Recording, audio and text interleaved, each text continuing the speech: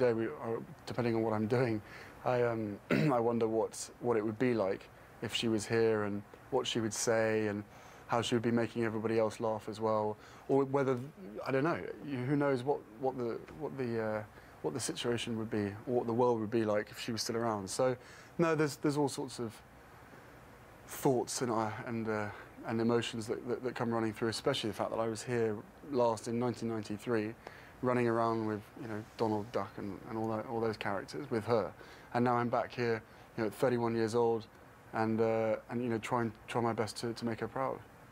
Let's speak to you first of all, Hugo, if we may. Hearing the Prince's experiences shared, were you aware that these are the feelings they were having when you were covering the story? Well, I think we were aware of this. Of course, they were up in Scotland, and at that particular time, in various studios, it was very difficult to say anything nice about what the Queen and indeed Prince Charles were trying to do, which was obviously to give them strength to come down and face the ordeal of the funeral on the Saturday, which they also talk about in this documentary.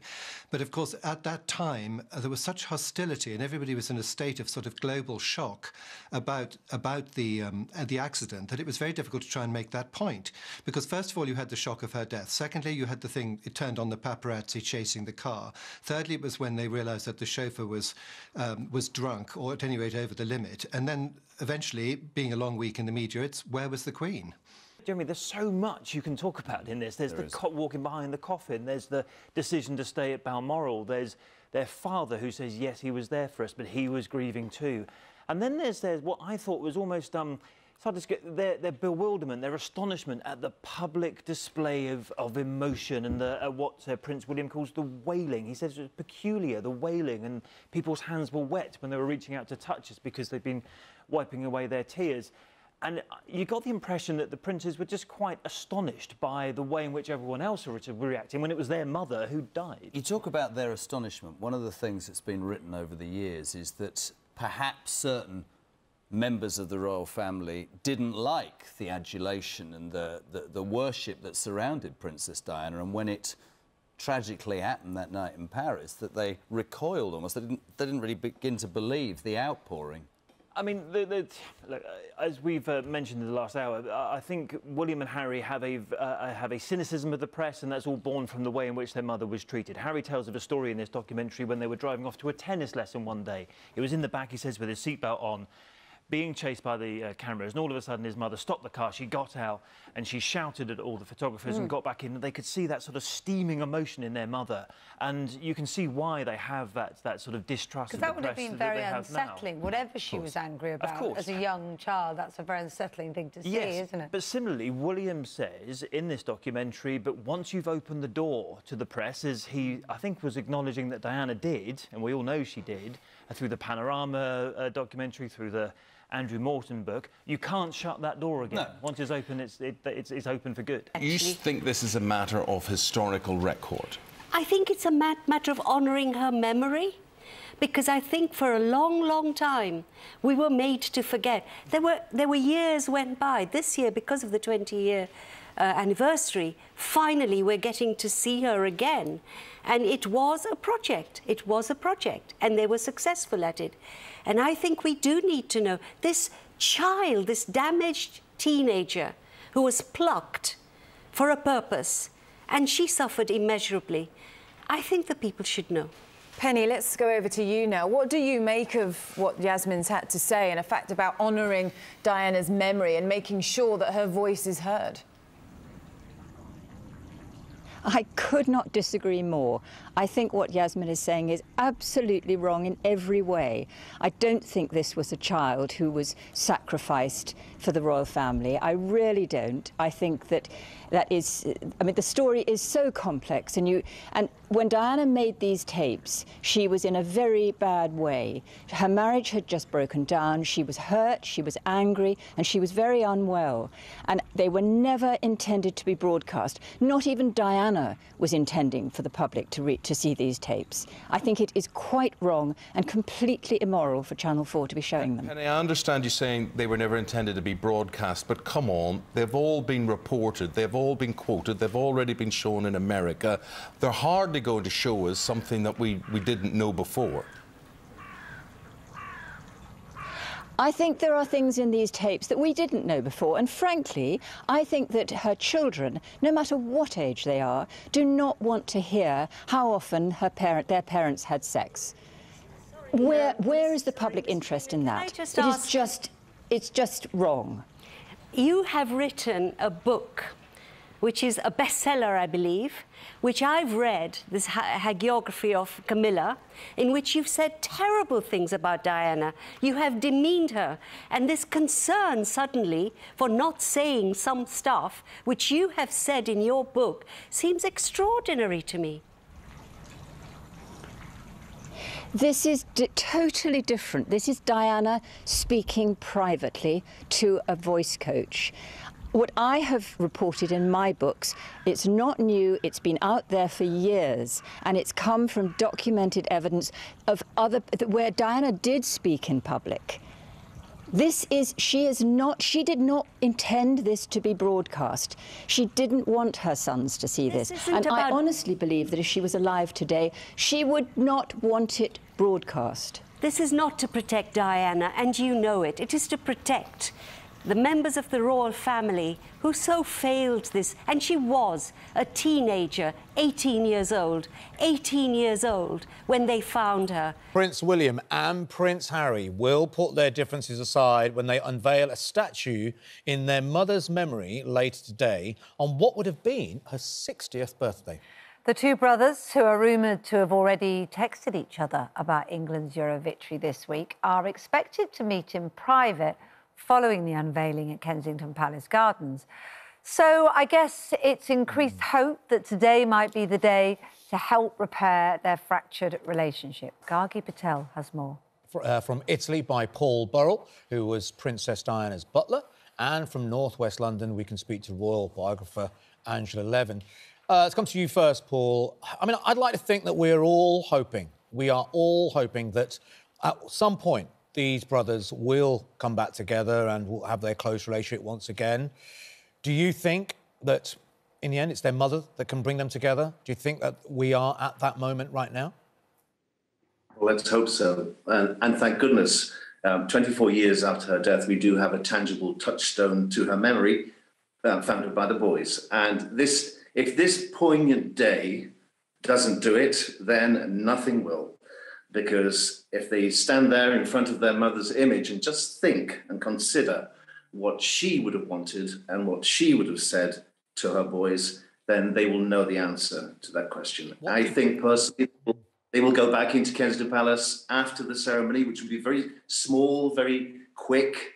They will go back to Kensington Palace and then they will meet up with Kate indoors. And I think Kate holds the key to this. I think she is the peacekeeper. She's the person that is going to pull these boys back together. There's a lot of work to do because a lot of things have been said. Why do you say Kate particularly? Because I think she's the answer, because she's standing between both boys, seeing this unfold, and she knows that they're both hurting. She knows they both want this to work because, as in your piece you just said, the boys spent their grieving years together, they became closer and closer, and then suddenly there was this massive rift that grew between them. So Kate has witnessed this at first hand. She knows that William wants this to work out. Those boys should be stood together. Their mother would want them to stand together. Her idea was that Harry would support William when he came to the throne. It was his job to look after his brother, and they would be there together, helping each other. Don't forget, Diana was a great monarchist. She supported the Queen and Prince Philip, and she loved the institution into which the boys were born. She was very proud of her boys being members of the royal family, and she would want them to continue that way. I believe there will be a role for Harry in the future when William becomes king. It's interesting, isn't it, Andrea? Because what Paul was saying there, that they will look at their mother in statue form and think what she would have wanted. I wonder if part of the problem is they both think they know what their mum would have wanted, and they both view it differently. I think Prince Harry thinks he's doing what his mum wanted in making a choice to move away, as he sees it, to protect his wife and his family and his mental health. And William, we understand, sees it very differently, that move. So it's going to be interesting to see if they can find that common ground. Yes, in theory, I think everybody would like that to happen, but in practice, I don't think it's going to happen at all. My view is that Prince Harry has decided over some time away, and perhaps even before, that he's had absolutely enough of being the spare, the second one, the one who always has to pick up the pieces, as it were. And I think he's established himself as the voice and the feeling of his mother, and that he's the one who knows about it. He says, there's a lot of my mother in me. And I think his speech when he came out the isolation, where it was almost sort of taking William's role there, because he's speaking first, and he was saying that, you know, my mother, like I do, I believe that it's the young people that can change the world. This is what I'm trying to do. The speech was written in his home in America, because you could see the squidgy bird nest painting on the wall. And I think it was all written with Meghan's help. A lot of the words sounded as if it was her speaking. Even before she was married, she was talking about young people changing the world. And I think he wants to get people to think that he's the important one. He's made a move so that people can hear him, and that he can put forward what his mother really wants to do. Whereas William is pragmatic. He loves his mother just the same, but is trying to incorporate into his life. He said, I want this to make me, not break me. Harry wants to crush the royal family. He's been very, very unkind, saying that both Prince William and Prince Charles are stuck, and you know, is demeaning the whole issue of the royal family. He wants to take on Diana's role and be like her in the future. Angela, I mean, look, some will say, actually not some will say, I'll say that I've heard the same podcast that you've heard. I've read and listened to the same interviews. I don't see him being unkind. It's just a young boy, a young man growing up and being honest about his own mental health, his own situation, and the way he wants to live his life. I don't think he's crushing the royal family. That seems to be quite harsh, I think. No, I agree with Angela. I'm sorry to be harsh, because when I spent over a year with Prince Harry, I thought he was wonderful. I think he's completely changed. I think he sees that he has her legacy. And I don't think it's very nice to describe that your brother and your father, well, your father is a lousy parent and your brother is stuck. Where did he didn't say lousy parent. Where's that? Where have you quoting lousy parent from? I've not seen that anywhere. Where did he say his father was a lousy parent? His father had let him down. He didn't say lousy parent, and this is part of the problem, is that he says one thing, but it's reported. You've been invited on this show, and you've got a responsibility to, if you're going to say you spent a year with him, but the report is accurate. Nowhere did he say his dad was a lousy parent. He was explaining it in the context of the royal family and how he wanted to leave and break that cycle. I think that's fair enough. But to say he was a lousy parent, that's your words, not his. Father let you down is a horrible thing to say. No, it's and Prince Charles is a very sensitive man, and he knows that. And to describe William as stuck and trapped, I think is also very unkind, because William is giving his all for his future role as king. That last headline that Susanna read out, Prince William on the front of the Sun this morning, they say sensationally intervening with the row over the interview that his mum gave with Martin Bashir for 1995 for Panorama, saying it's a step in the right direction and would help establish the truth. It's fascinating watching this with the backdrop of The Crown, of course, which launched on Sunday, and all of us, if you're watching it, reliving those years that Princess Diana met Prince Charles and sort of became part of the royal family. What do you make of Prince William standing up and being so public about this? Well, you know, I have to say it's highly unusual for a member of the royal family to comment on something such as this, like an investigation launched yesterday by the BBC into exactly how Martin Bashir managed to persuade William's mother in 1995 to do that sensational interview. Let's just remind ourselves, you know, 23 million people watched it at the time. This was at the height of the Charles and Diana marriage breakup. It actually, at the end of that interview, the Queen ordered both Charles and Diana to get a divorce and, you know, lance the boil, if you like.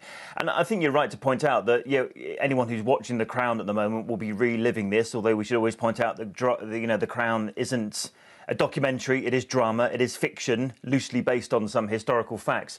But the fact that Williams intervened, you know, in this and all the allegations surrounding Martin Bashir, what he may or may not have done in order to get his mother to agree to that interview, you know, is very unusual, highly unusual for a member of the royal family to do such a thing. Well, it all surrounds how Martin Bashir got the interview with Princess Diana, doesn't it? I mean, there were numerous interviewers at the time who wanted to secure it. And, of course, her brother, Earl Spencer, alleges that she was shown false bank statements, which kind of fed into her fear that she was being watched, she was being spied on. And I wonder what the princes think about that interview. I mean, this is quite an extraordinary intervention from Prince William. Have the boys spoken out about this interview before? We've not heard from Harry at all about this, and the comments from William came quite late last night and took us all by surprise, you know, saying he hopes to get to the truth. And actually, if you look at some of the allegations, as you rightly point out, they involve claims that Martin Bashir asked a graphic designer to fake up some bank statements. That graphic designer spoke in an ITV documentary last week for the first time in 25 years. And those bank statements, for anyone who doesn't quite understand how it worked, were to show Earl Spencer to claim that a member of his staff was being paid by a newspaper, even to suggest that this same member of staff might be being paid by the secret services in order to spy on Diana. And as you rightly say, Susanna, that it was those kind of things that played into Diana's fears. We know that she had these kind of paranoias, etc. And you had Rosa Monckton on the show last week who was saying that she felt there was definitely a change in Princess Diana in September 1995, around the time of the Panorama interview. One thing we do know about William and Harry is they're very, very cautious of the press, particularly Harry. And it's these sort of allegations, and we should be clear, Martin Bashir hasn't given his side of the story yet. But there are these sort of allegations that really do upset both William and Harry. Andrew, on the front of your paper this morning is a picture of Martin Bashir, the man who's at the centre of this, of course, who undoubtedly could answer a number of the questions that are pertinent to this inquiry, but seemingly is too ill to help the inquiry out.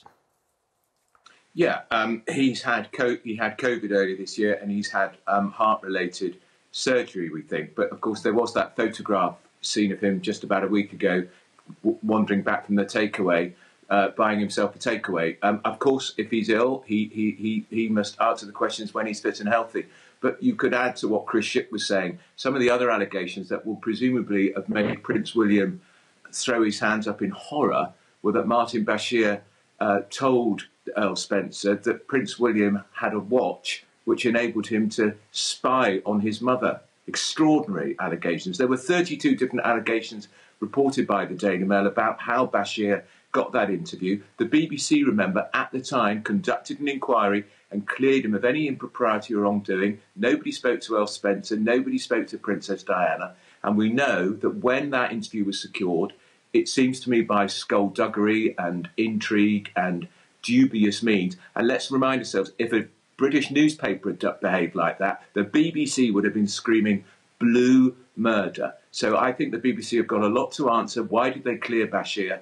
And when Bashir is healthy enough, he's got to speak out. And remember who did the inquiry at the time, by the way. It was a man called Tony Hall, who was head of news at the BBC. He then went on to become the Director General, no less, the most powerful man within the BBC. He's got serious questions to answer too.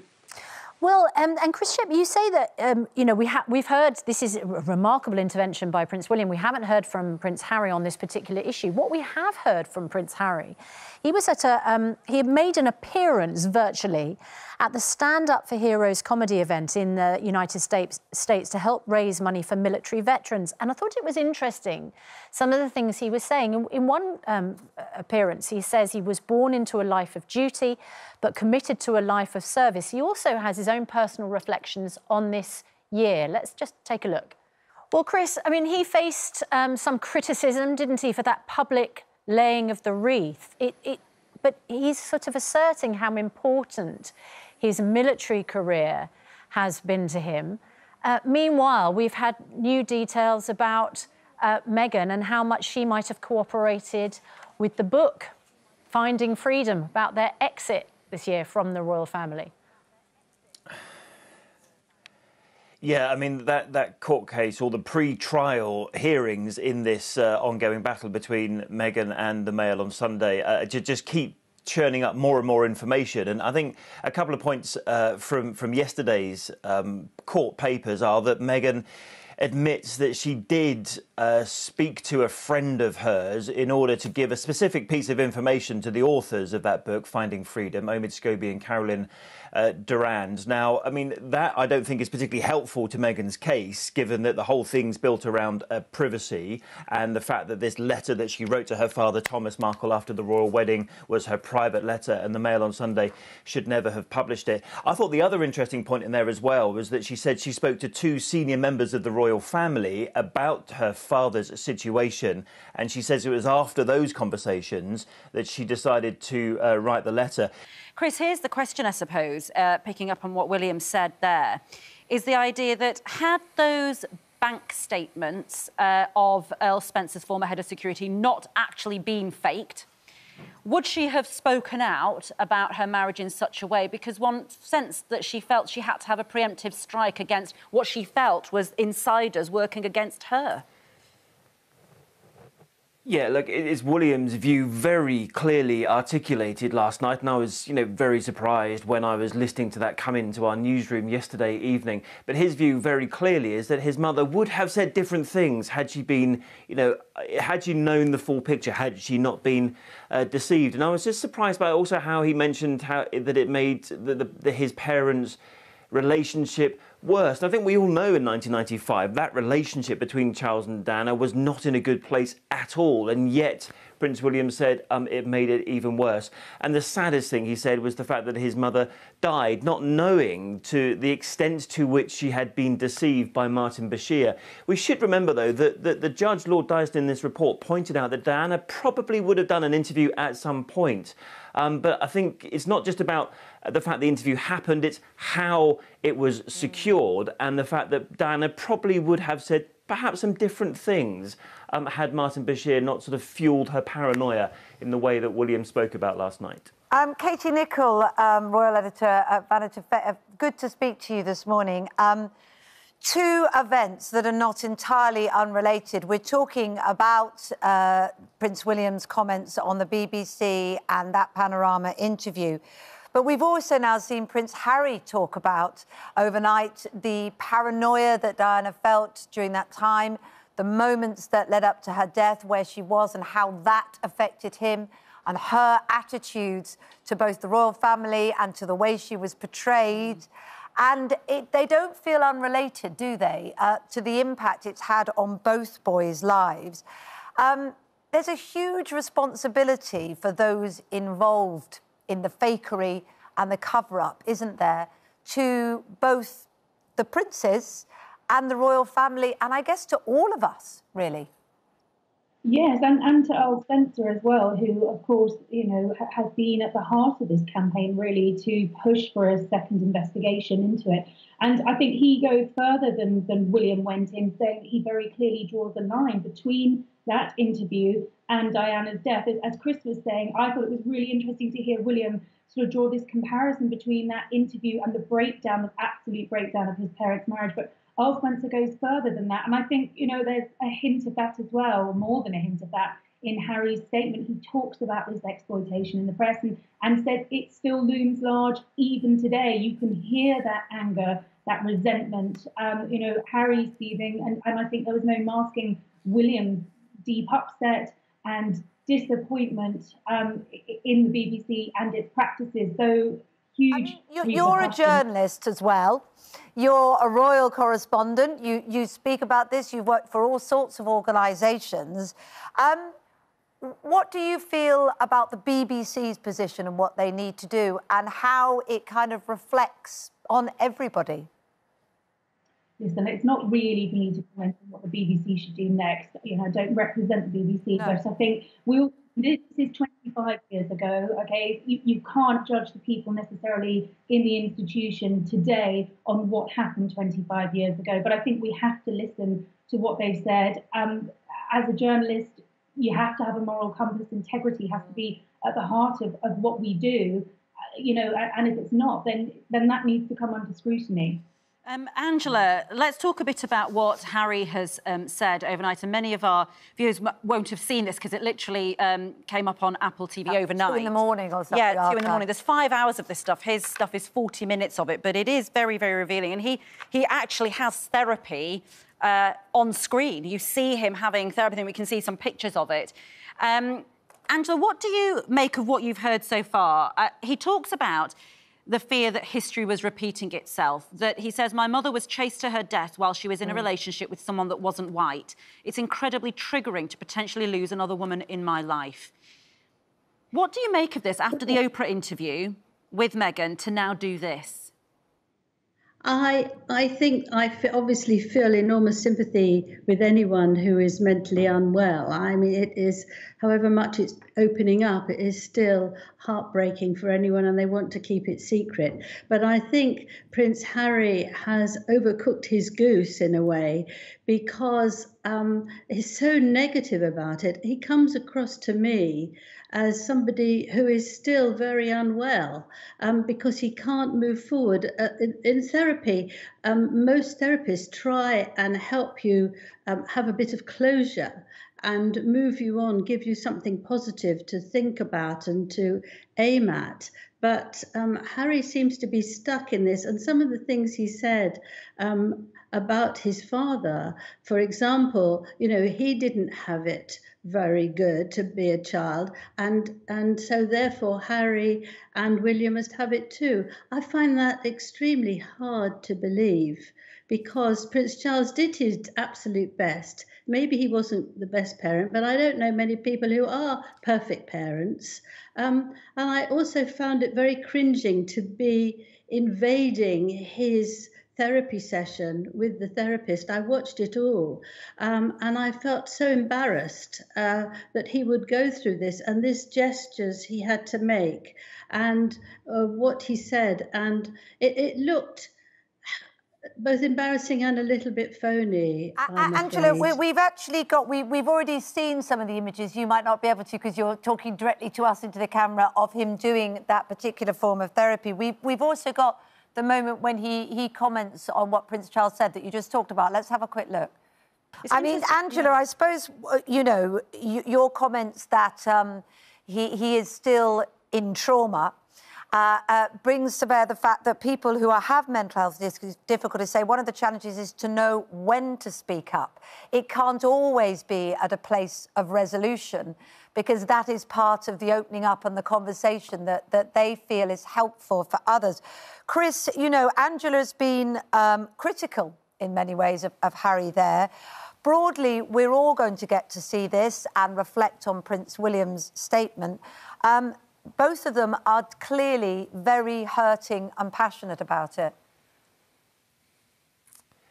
Yeah, look, there's a couple of points that I'll make. I think, firstly, I was surprised that Harry was sort of going over some of the ground that he'd already raised with Oprah, and that you know, bombshell interview, as we refer to it, a couple of months ago, because, you know, to talk again about how his family didn't protect him, to criticise his father for saying, you know, it was like that for me, then it's going to be like that for you. So I was a little bit surprised about that, but clearly Harry has, you know, a lot of things he wants to get off his chest, and he thinks that he had a very traumatic time and he needed to escape from that life, and he's now got the life, as he said in the programme, that he wanted. I think the other thing about Prince William, I say, is that I know that he doesn't want to pick a fight with the BBC. No, he wants to support public service broadcasting, which I think we'll all agree, because we work for a public service broadcaster on ITV, that that's a very important part of the media landscape. So he wants not to pick a fight with the BBC, but clearly this was an episode in the BBC's history that was significant and has now unravelled in the most dramatic and serious way. Talking about those who hounded his mother during her life, those that chased her into the tunnel, photographers particularly in that instance, and those that then took pictures while she was lying, dying. Those pictures, which thankfully we didn't get to see most of, did they come across news desks that you were aware of? I think they did at the time. I can't recall if it was on the day, but I think the behaviour of the paparazzi, I didn't see them, no. I think they were published abroad and subsequently saw them, but it wouldn't be published here because it's just reprehensible to do that. People are dying or dead. And the paparazzi were completely out of order. Remember, the driver of the car was speeding and he was drunk. That's why they crashed, but they were being chased by paparazzi.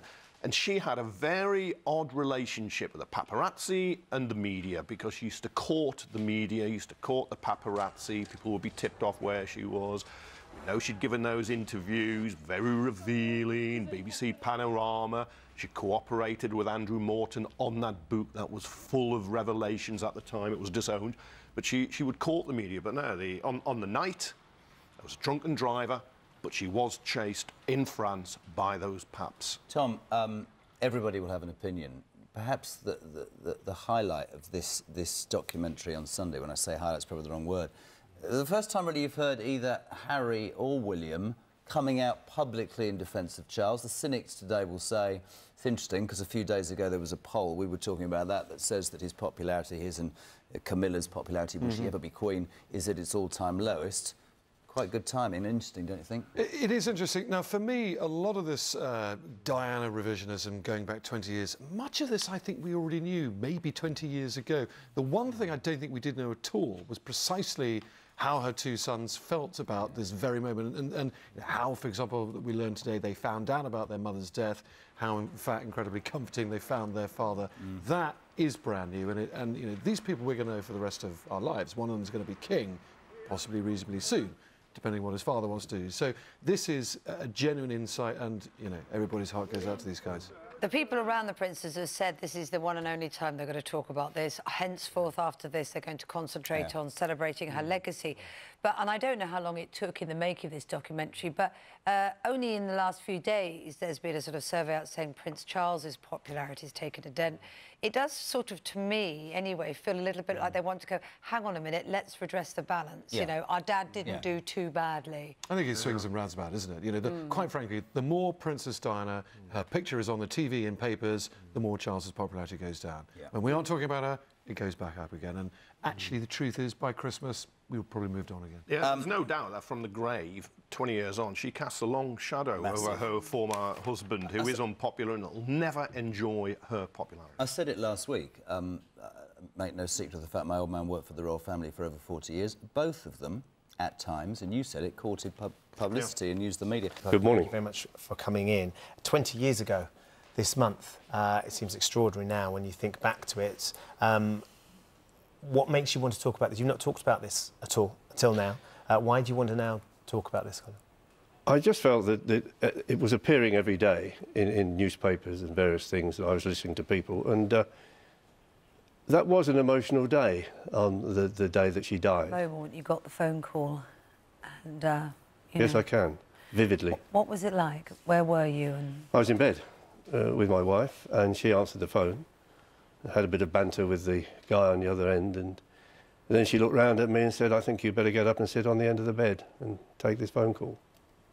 And it was a colleague from Balmoral who was telling me that Her Royal Highness was actually injured. and put the television on and you'll see. So that's what I did. You know, it was a bit of a shock. Got dressed and then went down to Kensington Palace. So when did the news come through that it was even worse than you thought and you were summoned, I guess, to go to Paris? Yes, it was quite difficult because Robin Cook, who was then the Foreign Secretary, was on the television giving what had happened. And he was explaining that she was injured. When in fact the private secretary, Michael, was telling the 6 of us in the office that sadly she'd died. So at that point they then say, we need to bring Diana back, and you're charged with going out there. Yes. How difficult was it, Colin, when you land in Paris and you've got this furore around what's happened because there's extraordinary circumstances, and then you have to walk into a room and that you see that your boss, someone who I'm sure you admired and thought the world of, was passed away and was lying on a table in a mortuary? Yes, the 24 hours was quite difficult. Getting to Paris was fine. Getting to the embassy was great, except I didn't speak French. My wife speaks it fluently, which a phone helped. And I knew one of the military attachés, Brigadier Ritchie, who immediately came into the room, and he used to work with Princess Anne. So I was taken in to help, where I went to the hotel, and then I went to the hospital, and arrived at the hospital, lots of people about, on I think it was the first floor, and there was a lot of people. And in a way, the world was in shock, grief, disbelief, and you had to hold things together, didn't you? And you were the person that had to get practical. Yes, I mean, I was an ex-inspector, but I did say that perhaps people are expecting lords, ladies and colonels in this, in this particular instance, but we were dealt with by Sir Michael J. very, very well, and given everything that I needed, I was given. But you had to sort of draw the curtains, turn on the fans, really practical things that in grief people hadn't thought of. It's very difficult and emotional to see a person lying in a bed and not in a mortuary. And when I was in the room, which was very, very hot, I looked out of the window and I could see people on a roof. Now, whether they knew where the princess was, I don't know, but that worried me, so I got some blankets, because there was no curtains, and we put blankets along the windows, which made it even hotter in the room.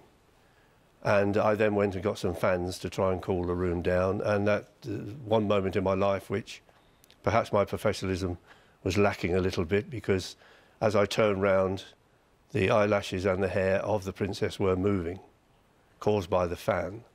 And that just struck me, just for a second you thought. I had to turn away, think about it, and then grip myself back and get on with what I was doing. Well, like everybody else, and you even more so probably, we were desperate for it not to be true. So the idea that potentially, you know, that this was all not true and that she was okay and she was going to survive was what we were after. Your relationship with her I think is fascinating. What was she like as a boss, and sort of how close do you think you became?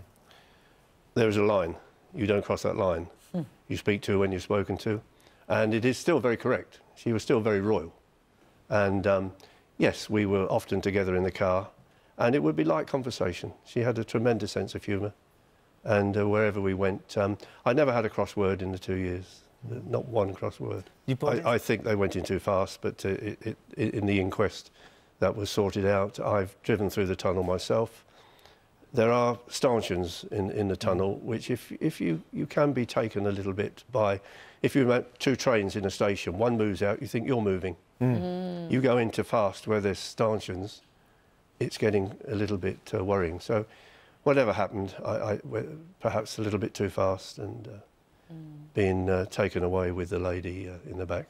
Did you feel a strange sense of responsibility and wished you were driving that day? And yes, you always do that. You always do that, yes. That is not good to have in the mind. Yeah. And what are your memories of Princess Diana now? Because, of course, that was such an emotional time and 20 years ago, but when you think back and think of her legacy? A great boss. I felt the last year, from August the 28th, when the divorce came through, that year up to her death, she felt to me, because I didn't work with her years ago as a police officer, I was with Princess Anne, but she was good. She seemed to be living a good life and happy.